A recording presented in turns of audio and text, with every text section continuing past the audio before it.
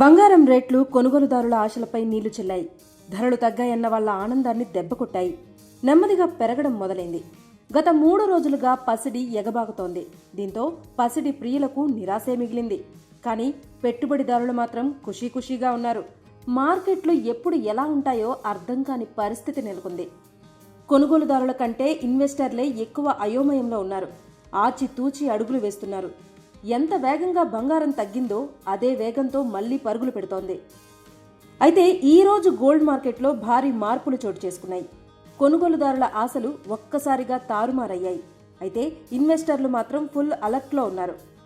అయితే ఈ రోజు బంగారం వెండి రేట్లు ఎలా ఉన్నాయో ఈ వీడియోలో తెలుసుకుందాం.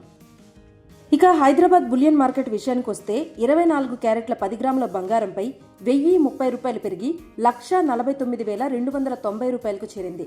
ఇక 22 క్యారెట్ల బంగారం ధరపై 950 రూపాయలు పెరిగి 1,36,850 రూపాయలకు చేరింది. అయితే వెండి మాత్రం విరుద్ధంగా 5,000 రూపాయలు తగ్గి 2,50,000 రూపాయలకు పడిపోయింది.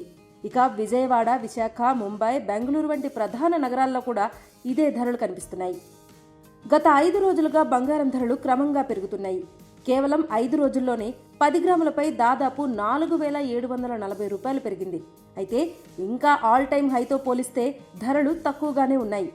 జనవరి 29న 24 క్యారెట్ల బంగారం ధర 1,78,850 రూపాయల వద్ద ఉంది. అంటే ఇప్పుడు 1,49,290 రూపాయల వద్ద ఉంది. అంటే దాదాపు 29,000 రూపాయలకు తక్కువలోనే ఉంది. అయితే ఇప్పుడు అసలైన విషయం ఏంటంటే ఈ పెరుగుదల వెనుక ఉన్న ఓ కారణం కూడా ఉంది.